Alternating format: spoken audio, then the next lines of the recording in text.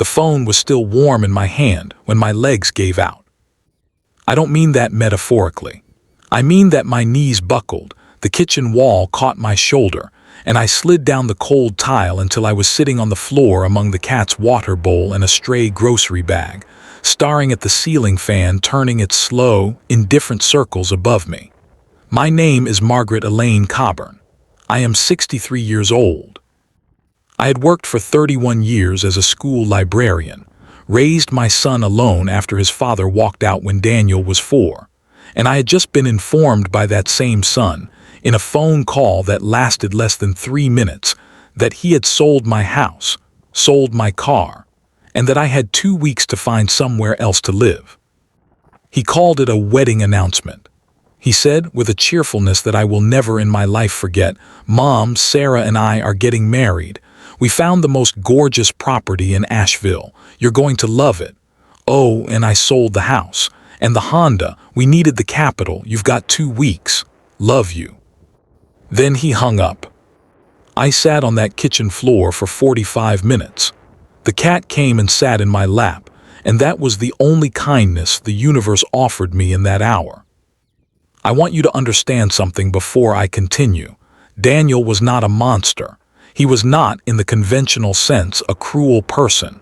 He had been a bright child, a sensitive teenager who cried at movies and defended smaller kids at school. He had called me every Sunday for 20 years. He had brought me soup when I had pneumonia. He had, or so I believed, loved me in the particular fierce way that children who grow up with only one parent sometimes do, as though the love has to be bigger to fill the space where the other parent should have been. But something had happened to my son, something named Sarah Whitmore. I do not say this to be a villain in Sarah's story. I have since come to understand that the truth is considerably more complicated than the simple narrative of a wicked woman poisoning my son against me. But in those early hours on that kitchen floor, with the refrigerator humming and the cat purring and the ceiling fan turning, all I knew was that the child I had given my entire life to had just disposed of me like an old appliance. Part 2, the house on Millbrook Lane.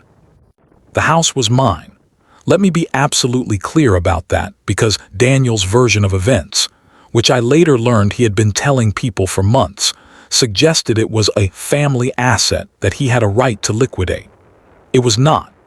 It was a 3-bedroom Craftsman on Millbrook Lane that I had purchased in 1998 with my own savings and a mortgage I spent 11 years paying off. When Daniel was 18 and I worried about what would happen to him if something happened to me, I had made the catastrophic legal mistake of putting his name on the deed alongside mine. My attorney at the time, a kindly, retired man who has since passed, assured me it was the responsible thing to do. It was the most expensive act of maternal love I ever committed. Because under the law, as I discovered when I finally stopped crying long enough to call another attorney 3 days after the phone call, Daniel had every legal right to sell the property. Both names on the deed. One signature required for a sale, depending on the state. I will not detail the exact legal mechanics because they still make me feel physically ill, but the short version is this. My son had sold the home I had lived in for 26 years, where I had brought him home from the hospital, where I had read him 10,000 bedtime stories, where I had painted his bedroom 3 different colors as his tastes changed: pirate ship, then solar system, then a deeply serious dark blue when he discovered literature at 15. And he had done it legally, and there was very little I could do about it. The car was different. The car was entirely mine, title, registration, everything. He had no legal right to sell the Honda, but he had found my spare key during a visit 2 months prior, and apparently there was a buyer, and the money had been moved before I even knew a transaction had occurred. That, my attorney told me with barely concealed fury on my behalf, was actual theft, but pursuing it through the courts would take years I wasn't sure I had the energy for. "You have 2 choices," my attorney said. "You can fight it or you can survive it. Sometimes surviving is the braver option." I chose at first to fight, and then I chose to survive. And then, much later, I chose something else entirely that I will get to in time. Part 3. The night I called his phone and Sarah answered. 12 days after the phone call, with my belongings boxed and stacked in the living room of my friend Pauline's spare bedroom, I called Daniel's number at 11 o'clock at night. I had not spoken to him since. He had sent 2 texts, one saying, "The buyers are great people, Mom. I promise the house is going to a good family," which I found so breathtakingly tone-deaf that I read it 4 times to make sure I wasn't misunderstanding something, and one saying simply, "I love you. I know this is hard." I had not responded to either. Sarah answered the phone. "Margaret," she said, and her voice was not unkind. That was almost the worst part. "I've been hoping you'd call." I asked to speak to my son. "He's asleep," she said, "but I want to talk to you. I think you deserve to know the whole picture." And then Sarah Whitmore, my son's fiancée, proceeded to tell me something that reorganized everything I thought I understood about the previous 5 years of my life.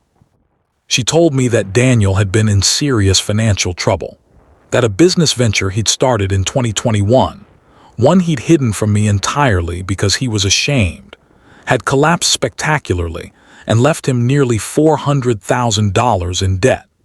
That he had borrowed against the house equity without my knowledge 18 months ago, a detail that made my attorney's earlier fury suddenly make complete sense. That he had been, in Sarah's words, drowning quietly for 3 years, while calling me every Sunday and pretending everything was fine.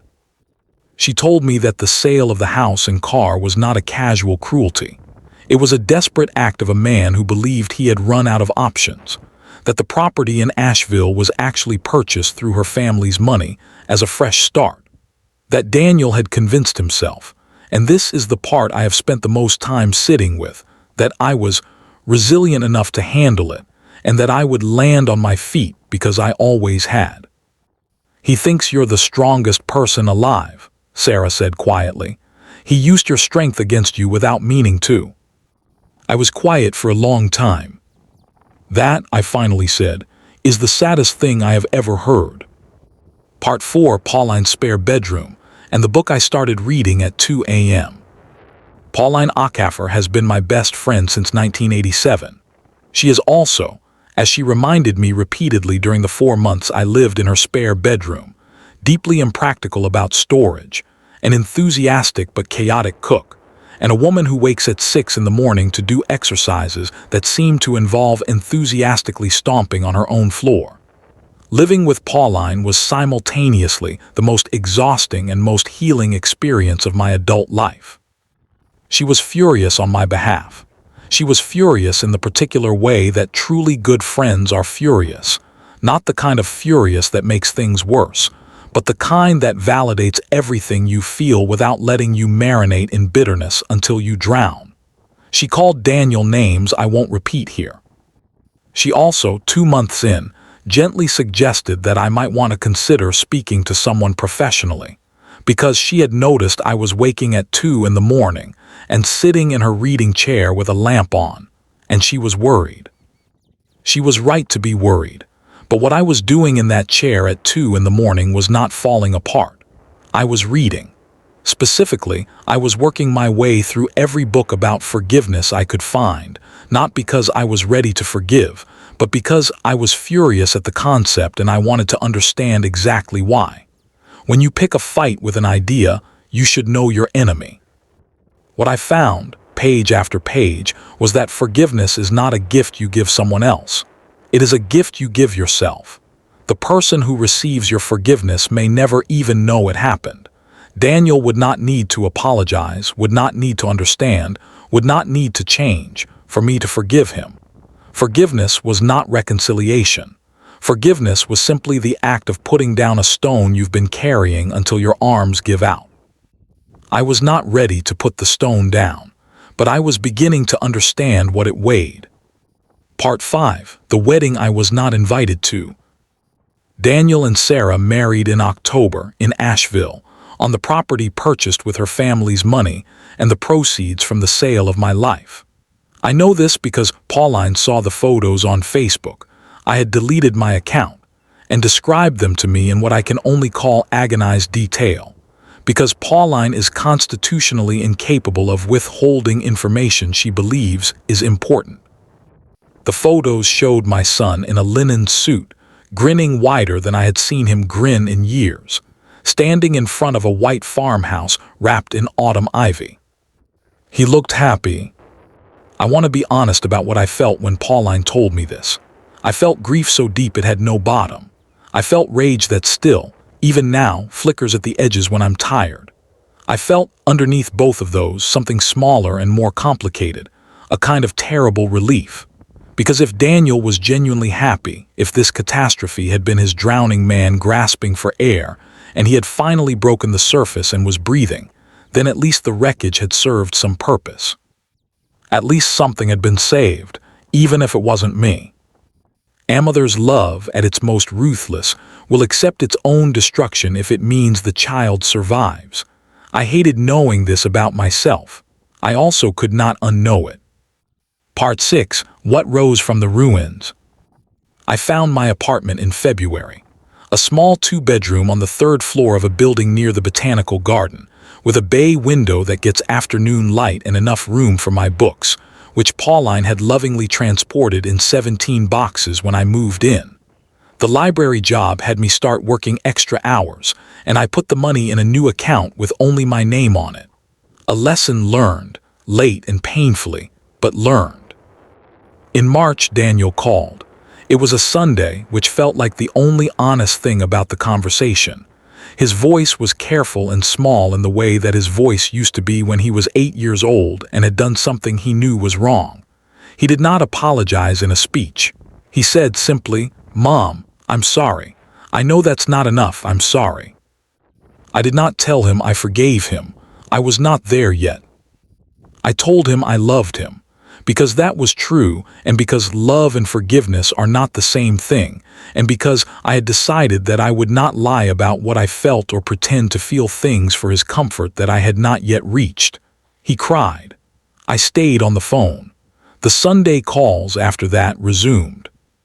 They were different, smaller, more careful, but they were real in a way they perhaps had never been before because we were both done pretending. There are things I have lost that I will not recover. The house on Millbrook Lane is gone. The garden I planted over 26 springs is someone else's garden now.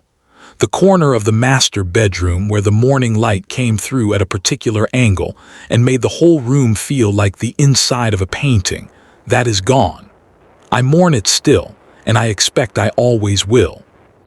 But here is what I found in the ruins of that loss, and I say this not to wrap things in a tidy bow, because life is not tidy and loss is not a lesson. I found out exactly who I was when everything was taken. And the woman I found on that kitchen floor, the woman who eventually got up and called Pauline and packed her boxes and got an attorney and moved into Pauline's spare room and read books about forgiveness at 2 in the morning. She was braver than I knew. She was angrier than I knew. She was capable of surviving things she never imagined she would be asked to survive. She was, in the end, enough. My son made a terrible choice. He is living with the shape of what he did, and I believe he will carry it for the rest of his life. I also believe that he loves me, and that love and harm are not mutually exclusive, that people wound the ones they love most often because they believe, in some distorted way, that those people are strong enough to withstand it. He was wrong about what he did. He was not entirely wrong about me. I am 63 years old. I have a bay window with afternoon light. I have Pauline. I have 17 boxes of books and a cat named Edgar who sits in my lap during the hard hours. I have Sunday phone calls with a son I am slowly, painstakingly, learning to know as an adult rather than the child I kept waiting for him to become again. I have, after everything, my own life. It turns out that was always the one thing no one could sell.